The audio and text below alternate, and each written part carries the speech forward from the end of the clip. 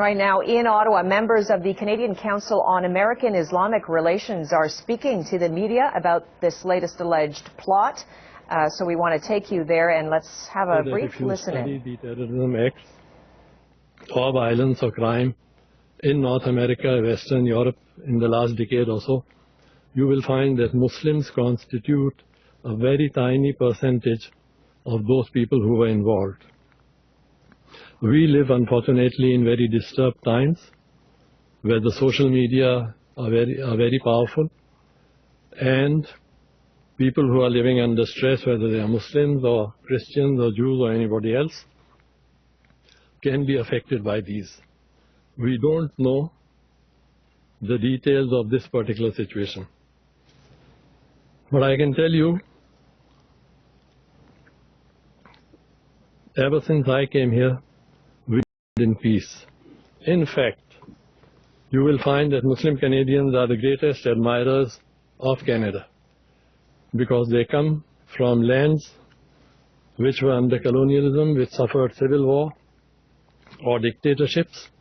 So therefore, they deeply value the freedom, democracy, the rule of law, and the acceptance that prevails in Canada. That does not mean that we can become complacent. I think this incident tells us that there's a greater need for even closer cooperation between Muslim organizations and authorities. And I can tell you that in every dinner or function that is arranged by any Muslim organizations, the RCMP and police chiefs and all the parliamentarians and prominent Canadians are always invited, and many times they do attend. But we need to intensify this cooperation. This also emphasizes the need for better cooperation between Canadian Muslims and our fellow Canadians of other faiths. This has been going on for a long time through interfaith work, which most Muslim organizations are doing. But we need to intensify it. I founded the Muslim Coordinating Council of the National Capital Region. This now has 40 Muslim organizations, including Shias, Sunnis, Somalis, Afars to Yemenis, women's organizations and student organizations.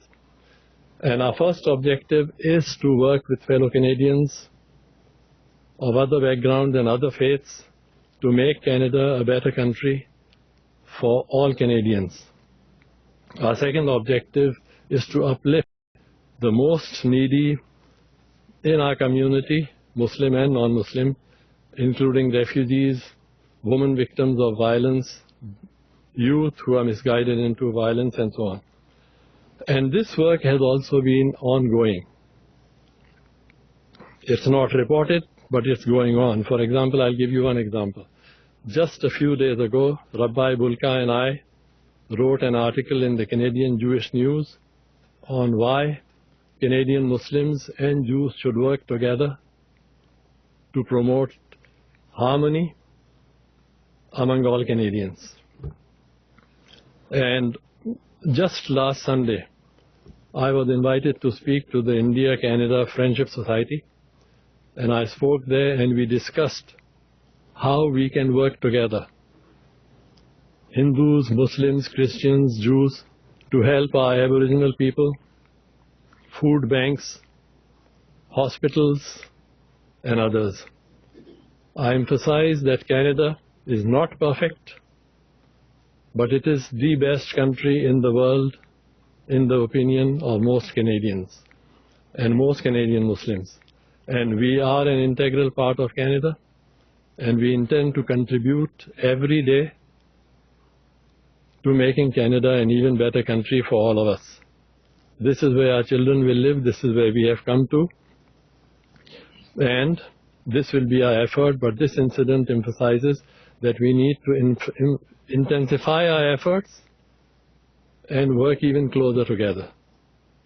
So we need to make Canada an even better country and a model of peace, harmony for the rest of the world. And these ideals are exactly what Islam teaches us. because Islam teaches us one God. He created every living being, and He created different nations so that they may get to know each other and cooperate with each other.